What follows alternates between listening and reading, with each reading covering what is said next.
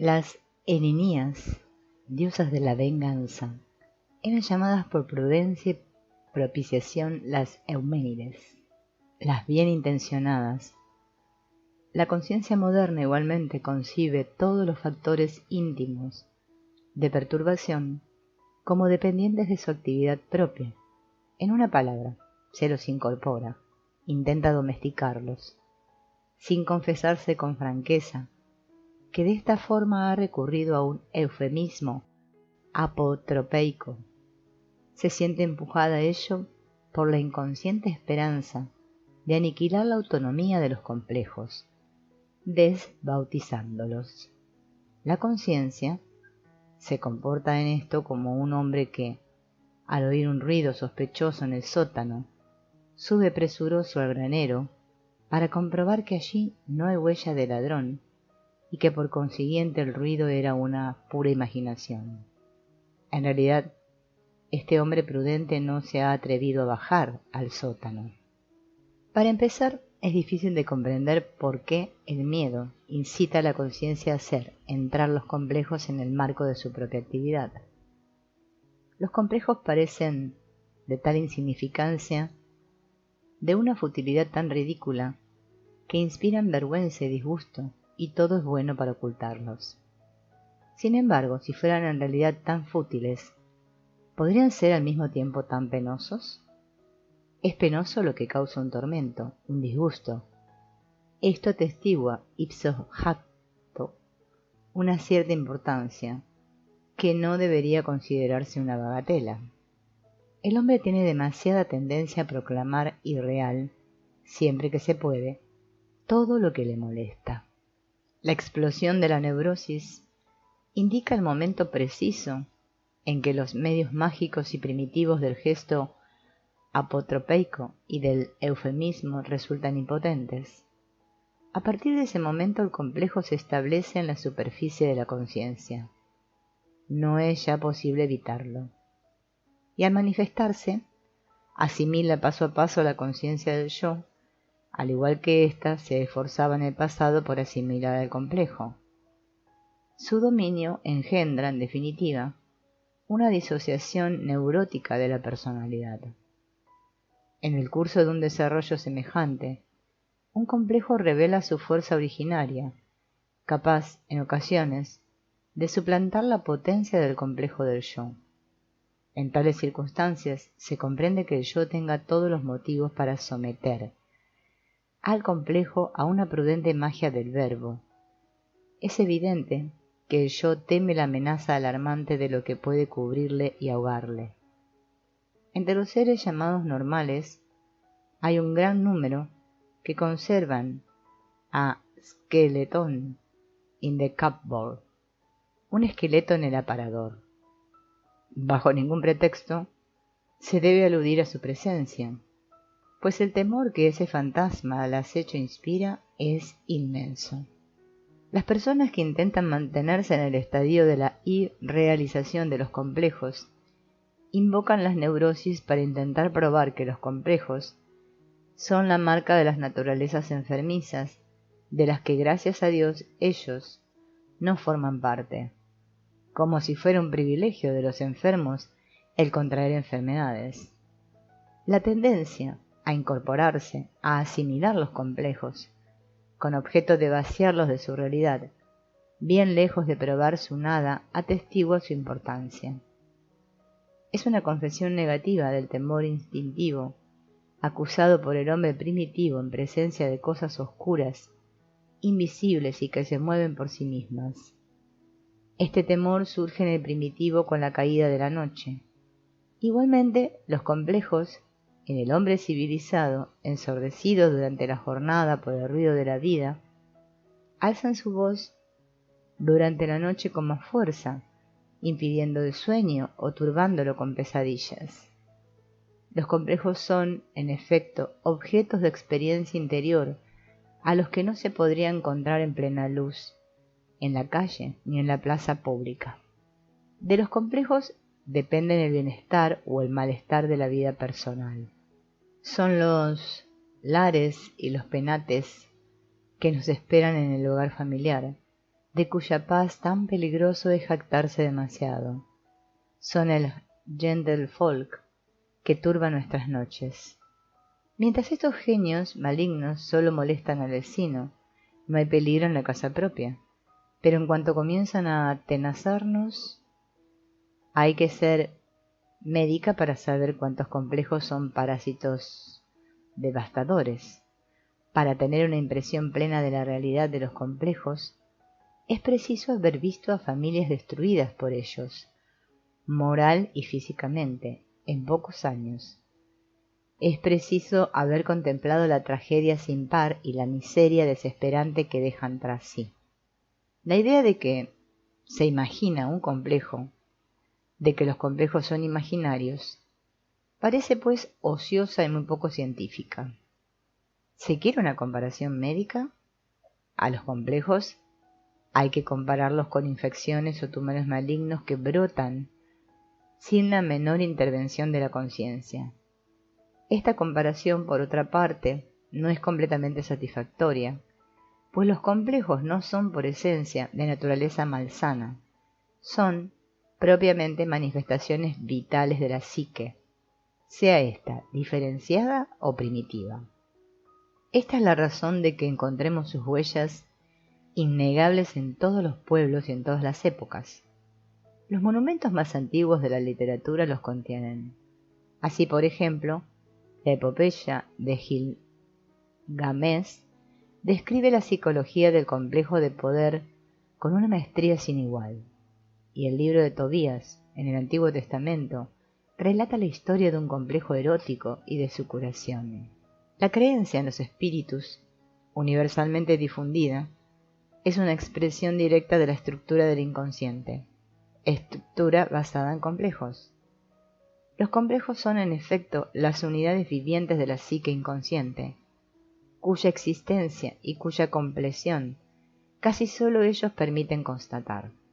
El inconsciente no sería más que una supervivencia de representaciones difuminadas, oscurecidas, como en la psicología de Wundt, o una fringe de conscientious, como la llama William James, si no existieran los complejos. Si el inconsciente psicológico ha sido descubierto propiamente por Freud, ello es debido a que éste, en lugar de despreocuparse de él, como sus predecesores, se ha aplicado al estudio de los lugares oscuros, de los actos fallidos, a los que con tanta facilidad se suele mascarar y minimizar con eufemismos. La vía regia hacia el inconsciente no es abierta, por lo demás, por los sueños, como él pretende, sino por los complejos que engendran sueños y síntomas. Y además, esta vía no tiene nada de regia, pues el camino indicado por los complejos se parece mucho a una senda escabrosa y sinuosa que se pierde a menudo entre la espesura. En lugar de llevar al corazón del inconsciente, la mayoría de las veces lo deja a un lado. El temor al complejo es un poste indicador falaz. Alejándose del inconsciente, lleva siempre a la conciencia. Apenas existe individuo que, hallándose en su sano juicio, esté dispuesto a convenir, tan desagradables son los complejos, que las fuerzas instintivas que los alimentan pueden contener algo de provechoso. La conciencia se convence siempre de que los complejos son incongruentes y de que deben ser eliminados. Al despecho de la abundancia aplastante de testimonios de toda clase que prueban la universalidad de los complejos, se siente repugnancia a acreditarlos como manifestaciones normales de la vida. El temor al complejo es un prejuicio poderoso, habiendo sobrevivido la aprehensión supersticiosa a lo nefasto, sin sufrir daños al racionalismo del siglo de las luces. Este temor opone al estudio de los complejos una resistencia esencial, que para ser superada exige una resuelta decisión. Temores y resistencias son los hitos indicadores que jalonan la vía regia hacia el inconsciente. Ellos expresan, en primer lugar, los prejuicios a los que el inconsciente está sometido. Es natural que de un sentimiento de miedo se deduzca la existencia de un peligro y de una repulsión la presencia de una cosa repugnante. Es esta la conclusión del enfermo, la del público y en definitiva la del médico. Eso explica por qué la primera teoría médica del inconsciente ha sido, con toda lógica, la teoría de la represión de Freud, quien, de la naturaleza de los complejos, infiere un inconsciente constituido en lo esencial, por tendencias incompatibles y víctimas de la represión a causa de su inmoralidad. Nada mejor que esta constatación puede probar el empirismo de su autor, que procedió sin dejarse influir por premisas filosóficas. Por otra parte, se había hablado ya durante mucho tiempo del inconsciente antes de Freud. Leibniz había introducido esta noción en filosofía. Kant y Schelling se habían detenido en ella. Carus había erigido sobre ella por primera vez un sistema cuya influencia se encuentra en la importante obra de A. von Hartmann, La filosofía del inconsciente, la primera doctrina médico-psicológica que tiene tan poco que ver con estos primeros jalones como con Nietzsche.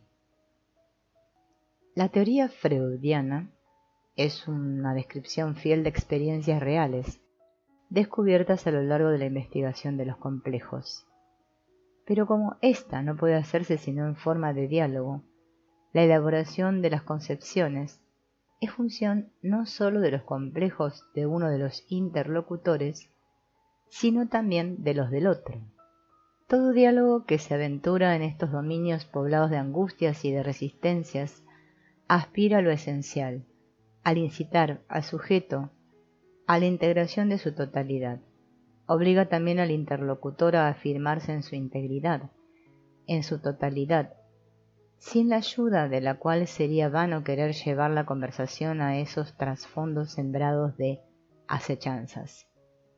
Ningún sabio, por objetivo que sea y por desprovisto de prejuicios que esté, se encuentra en condiciones de prescindir de sus propios complejos, pues éstos gozan en él de la misma autonomía que en cualquiera. No puede prescindir de ellos porque le son inherentes. Forman parte de una vez para siempre de su constitución psíquica. Esta, en su determinación, es a priori una limitación, un prejuicio para cada individuo. Su constitución, para un observador determinado, decide sin apelación la concepción psicológica que hará suya. La limitación ineluctable de toda observación psicológica es que no es válida más que si tiene en cuenta la ecuación personal del observador. La teoría de los complejos, la doctrina freudiana y otras diversas teorías expresan esencialmente una situación psíquica creada por el diálogo entre un observador y cierto número de sujetos observados. El diálogo se mueve en gran parte en la zona de resistencia de los complejos. Por eso, la teoría misma está impregnada de su atmósfera. En sus grandes rasgos, tiene algo de chocante que pone en resonancia los complejos del público. Las concepciones de la psicología moderna derivan con toda objetividad de la controversia, actúan al mismo tiempo de forma provocadora, causan en el público reacciones violentas de adhesión o de rechazo. En el campo de la discusión científica provocan debates afectivos, presunciones dogmáticas, susceptibilidades personales, etc.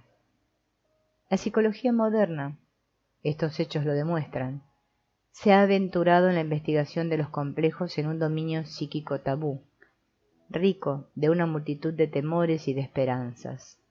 La esfera de los complejos es propiamente el foco de las perturbaciones psíquicas. Sus conmociones son de tal amplitud que la investigación psicológica futura no puede esperar, sino, para mucho más adelante, entregarse tranquilamente a un sabio y silencioso trabajo que presupone un cierto consenso científico, un acuerdo tácito sobre las hipótesis básicas. Ahora bien, la psicología de los complejos está todavía hoy muy lejos de una comprensión general, más aún a mi parecer de lo que creen los pesimistas, pues el poner al descubierto tendencias incompatibles no desvela más que un sector del inconsciente y no precisa más que una parte de la fuente de angustia. Todos recordamos la tempestad de indignación que se levantó por todas partes cuando los trabajos de Freud comenzaron a difundirse. Estas reacciones acomplejadas han obligado al sabio a un aislamiento que le ha valido, así como a su escuela, reproches de dogmatismo. Todos los teóricos de este campo psicológico corren el mismo peligro, pues abordan aquello que no está dominado en el hombre, lo luminoso, para emplear la notable expresión de Otto. La libertad del yo cesa en las proximidades de la esfera de los complejos, potencias psíquicas cuya naturaleza última es todavía desconocida. Cada vez que la investigación logra penetrar un poco más en el tremendum psíquico, se desencadenan siempre en el público reacciones análogas a la de los pacientes invitados, por motivos terapéuticos, a atacar la intocabilidad de sus complejos.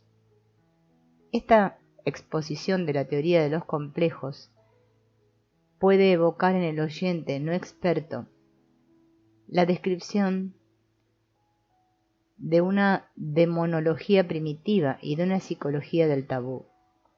Esta singularidad está relacionada con el hecho de que la existencia de complejos, es decir, de fragmentos psíquicos escindidos, es un residuo notable del estado de espíritu primitivo. Dicho estado es de una disociabilidad elevada que se expresa, por ejemplo, en el hecho de que los primitivos admiten con frecuencia varias almas, en un caso especial hasta 6, junto a las cuales también existe una pluralidad de dioses y de espíritus. Los primitivos no se contentan como nosotros con hablar de ellos. Estas almas, estos espíritus, encarnan casi siempre para ellos experiencias psíquicas de lo más impresionantes. Nosotros utilizamos, subrayémoslo, la idea de primitivo en el sentido de originario, sin hacer alusión al menor juicio de valor. Cuando hablamos de residuo de un estado primitivo, no queremos decir que este estado debe terminar necesariamente en plazo más o menos largo. No podemos aducir motivo en favor de su desaparición antes de la extinción de la humanidad. El estado, el residuo de la mentalidad primitiva en nosotros, no se ha modificado mucho. Se ha reforzado al menos hasta hoy, incluso desde la Guerra Mundial. Me siento pues inclinado a suponer que los complejos autónomos constituyen manifestaciones normales de la vida y que presiden la estructura de la psique inconsciente. Me he limitado a presentar aquí los hechos fundamentales y esenciales de la teoría de los complejos. Habría que perfeccionar esta incompleta imagen exponiendo los problemas engendrados por el descubrimiento de la existencia de los complejos autónomos. Se trata de 3 cuestiones capitales: un problema terapéutico, un problema filosófico y un problema moral. Los 3 están en discusión. Libro 3. Los sueños. Las enseñanzas del sueño. El sueño es una creación psíquica que, en contraste con los datos habituales de la conciencia, se sitúa por su aspecto, su naturaleza y su sentido, al margen del desarrollo continuo de los hechos conscientes. No parece que sea en general una parte integrante de la vida consciente del alma. Vendría a ser más bien un incidente vivido, casi exterior, y que se produce al parecer por azar. Las circunstancias especiales de su génesis motivan su situación de excepción. El sueño no es fruto, como otros datos de la conciencia, de la continuidad claramente lógica o puramente emocional de los acontecimientos de la vida. No es sino el residuo de una curiosa actividad psíquica que se ejerce durante el sueño. Este origen por sí solo aísla ya a los sueños de otros contenidos de la conciencia. Su tenor singular, que contrasta de forma patente con el pensamiento consciente, los aísla aún mucho más. Un observador atento, sin embargo, constatará sin dificultad que los sueños no se sitúan totalmente al margen de la continuidad de la conciencia, puesto que en cualquiera de ellos se pueden encontrar ciertos detalles que proceden de impresiones, de pensamientos, de estados anímicos o de humores del o de los días anteriores. Así pues, reinaría una cierta continuidad, una continuidad hacia atrás con el pasado.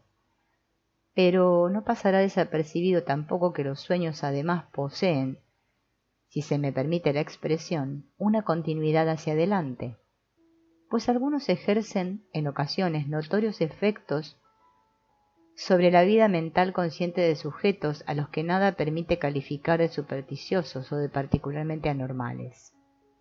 Estas secuelas ocasionales consisten la mayoría de las veces en alteraciones más o menos netas del humor. Es sin duda por esta agregación tan débil con los otros contenidos de la conciencia, por lo que el sueño es de un recuerdo tan fugaz. Numerosos sueños escapan a la rememoración al despertar. Otros no son reproductibles, sino con una fidelidad muy dudosa, y son relativamente muy pocos aquellos de los que se puede afirmar que se han reproducido con claridad. Estos saltos caprichosos en la reproducción se explican por la calidad de las asociaciones y de las representaciones que brotan en el sueño. Al contrario, que el pensamiento lógico, característico de los procesos mentales conscientes, la ligazón de las representaciones en el sueño es altamente fantástica. El proceso asociativo del sueño crea relaciones y contactos que, por regla general, son totalmente ajenos al sentido de lo real.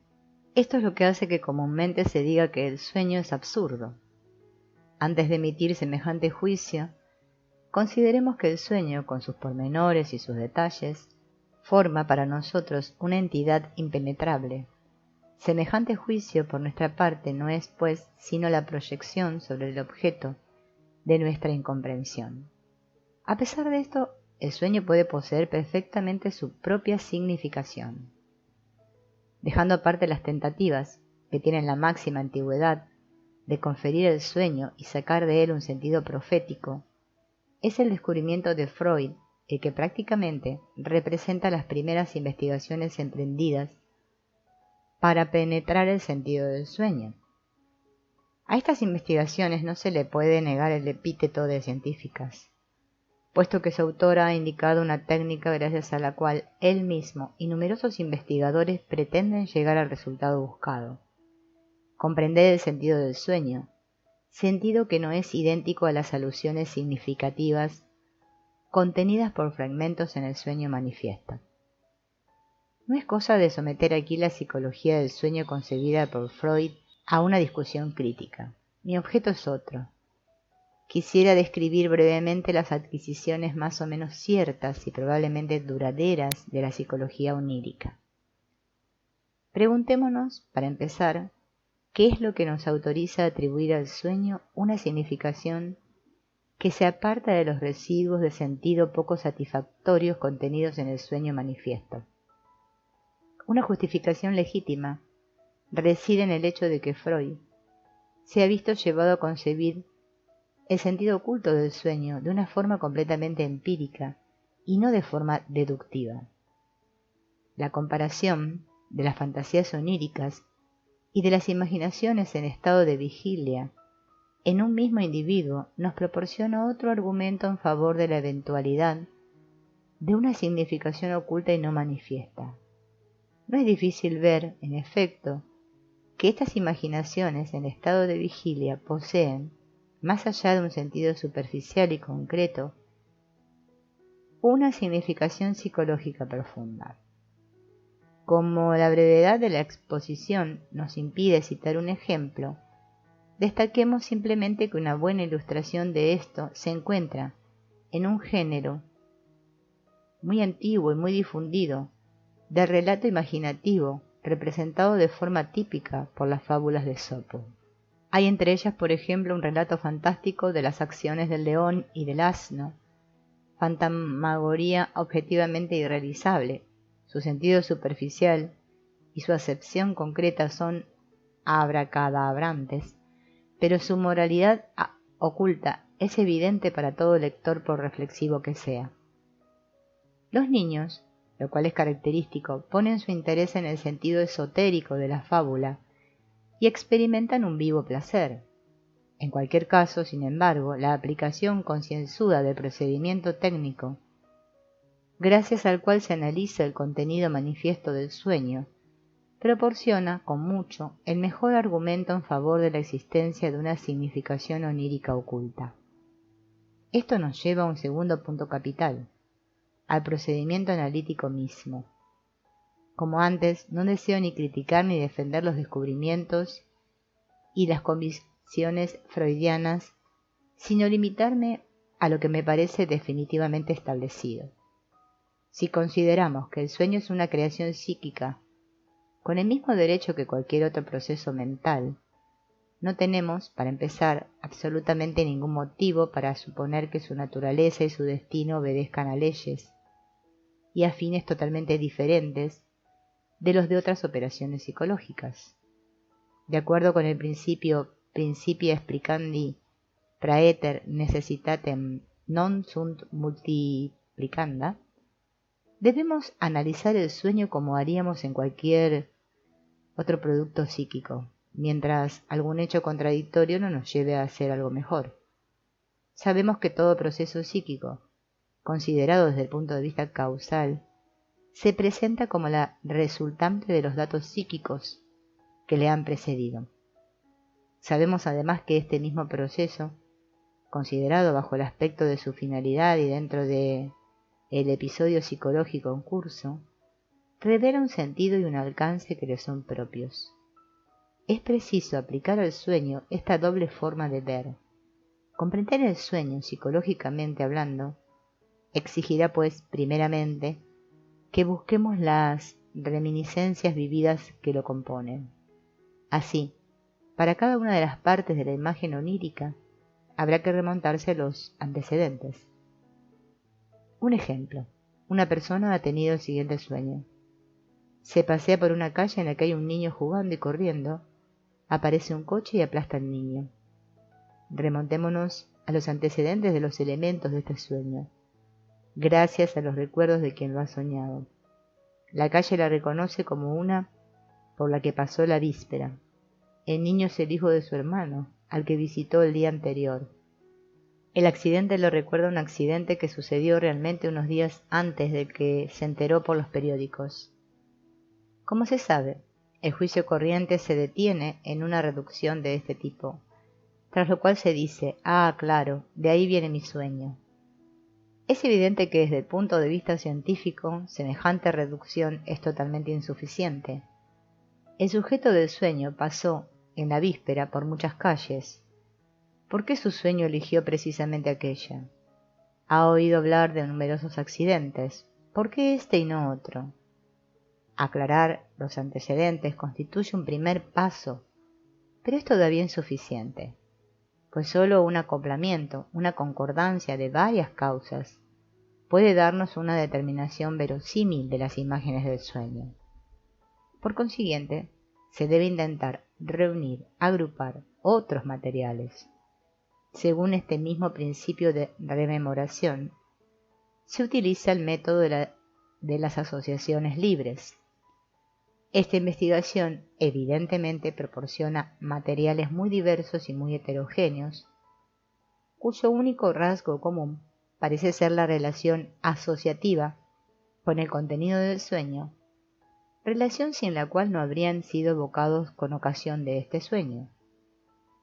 Una cuestión técnica importante es saber hasta dónde hay que llevar esta investigación de los materiales, pues al fin y al cabo, cualquier punto de partida en el alma puede servir para la evocación de toda la existencia anterior, lo que teóricamente llevaría a anotar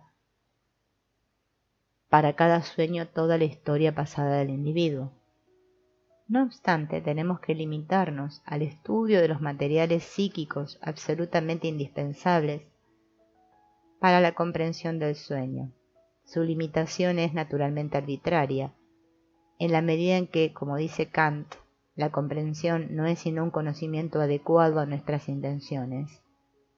Si, por ejemplo, buscamos las causas de la Revolución Francesa, podemos entregarnos a estudios no solo sobre la Edad Media francesa, sino también sobre la historia griega y romana. Aunque estos últimos no sean indispensables para nuestro propósito, puesto que podemos comprender igualmente bien la génesis de la revolución, sin remontarnos al diluvio.